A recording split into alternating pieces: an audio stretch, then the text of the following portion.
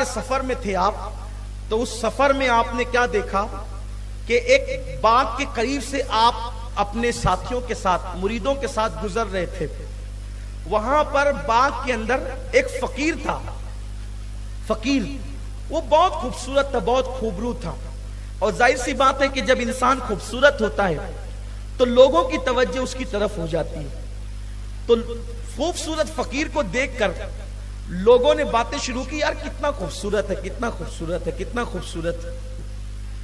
مخدوم پاک نے فرمایا وہ فقیر جہاں کھڑا ہے نا، وہاں پر ایک بت خانہ ہے، اس کے اندر اس سے زیادہ خوبصورت کوئی چیز ہے. بہت خوبصورت اس کے اندر ایک مورت رکھی ہوئی ہے، وہ بہت خوبصورت ہے، اس فقیر سے زیادہ خوبصورت ہے. اور وہ جو مورت تھی وہ چائنا سے آئی تھی، چین سے. اس وقت تو شاید اس کو چائنا نہیں کہا جاتا ہوگا، چین ہی کہا جاتا تھا. چین والوں نے اس کو تراش، کیونکہ اہل چین بہت مہارت رکھتے تھے مورت کو تراشنے میں، تو اس کو تراش کر بھیجا تھا. اور اہل ہند نے اس کو وہاں رکھا تھا. ایک تو وہ مورت تھی اور بہت خوبصورت تھی، پتھر کی تھی، اور اس میں پتھر بھی بڑا خوبصورت تھا.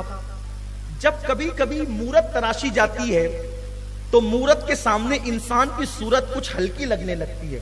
کبھی کبھی مورت اتنی خوبصورت ہوتی ہے. تو وہ مورت کو کا تذکرہ، اچھا مخدوم باہر ہے، پہلی مرتبہ کا سفر ہے گجرات کا، اور آپ کہہ رہے ہیں اندر اس سے بہتر مورت ہے جو بہت خوبصورت ہے. اب حسن کا ذکر سنے اور کس کو تجسس نہ ہو کہ دیکھ لیں. جیسے مخدوم نے فرمایا کہ مورت ہے اور بہت خوبصورت ہے تو لوگ تجسس کے ساتھ اندر داخل ہوئے. اب اندر اس مورت کو جیسے دیکھنے گئے تو ایک شخص تھے، ان کا نام نہیں لوں گا یہاں، ایک شخص تھے جو مخدوم پاک کے جو ہے وہ مریدوں میں تھے اور آپ کے شاگردوں میں تھے. سب نے مورت دیکھا لیکن مورت سے بہت زیادہ وہ متاثر ہو گئے. وہ شخص نوجوان تھے اور جانتے ہیں نا جب کسی کا دل کسی پر آ جائے تو وہ پاگل ہو جاتا ہے. عشق انسان کو پاگل کر دیتا ہے، عشق انسان کو مجنون کر دیتا ہے. مجنون کہتے ہی پاگل کو ہے، جنون پیدا کرتا ہے عشق. مورت سے محبت ہو گئی، مورت سے عشق ہو گیا اور سب لوگ مورت دیکھ کر باہر نکلے، کیا خوبصورت ہے، کیا خوبصورت ہے. لیکن یہ صاحب اس مورت کا ہاتھ پکڑ کے کہتے چلنا چلنا چلنا، لیکن وہ تھی مورت. اس لیے کہ مورت کو کوئی چل نہ کہے تو مورت کیسے چل سکتی ہے؟ نہیں چل سکتی. وہ مورت کو مناتے رہے. تاریخ میں آیا ہے، مورخین نے لکھا ہے، مورخین نے کہاں تک انصاف کیا یہ تو وہ جانے، لیکن بہرحال ہم اہل عقیدت ہیں، ہم عشق کے بندے ہیں، کیوں بات بڑھائی ہے. یہ بات لکھی ہے تاریخ کے اندر کہ اتنی محبت کی اس شخص نے اس مورت سے کہ وہ بھول گیا کہ میں مخدوم کے ساتھ ہوں، مخدوم اشرف کے ساتھ ہوں، میں وہ بھول گیا.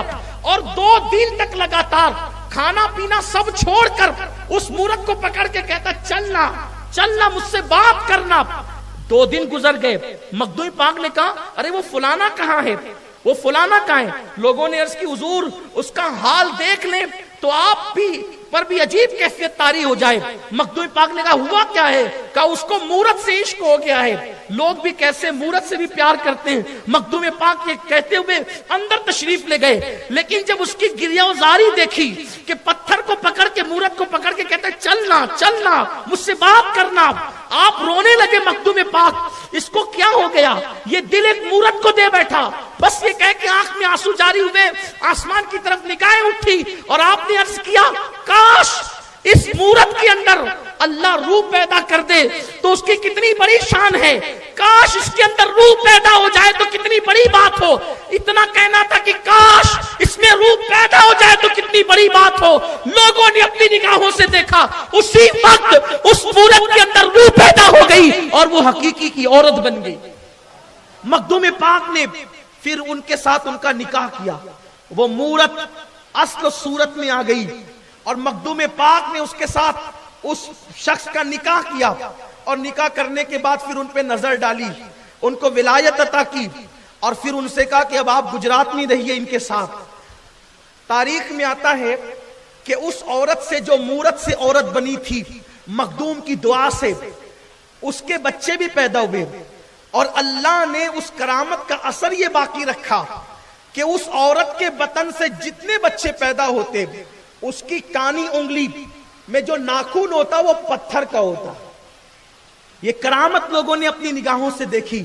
یہ ہے حضرت سیدنا مخدوم اشرف جہانگیر سمنانی رضی اللہ تعالیٰ عنہ، جس کی غوثیت کا اعلان غریب نواز کرے، جس کی غوثیت کا اعلان شیخ محی الدین ابن عربی کرے، جس کی غوثیت کا اعلان اللہ اکبر شیخ عبدالحق محدث دہلوی جس کی غوثیت پر لکھیں، وہ حضرت مخدوم اشرف جہانگیر سمنانی رضی اللہ تعالیٰ عنہ ہیں. آپ کی اسفار بڑے دلچسپ ہیں اور آپ کی کرامتیں بھی بڑی دلچسپ ہیں. انشاءاللہ کسی وقت موقع ملا تو اس پر گفتگو کی جائے گی. آپ ولیوں سے وابستہ رہیں. اللہ مجھے آپ سب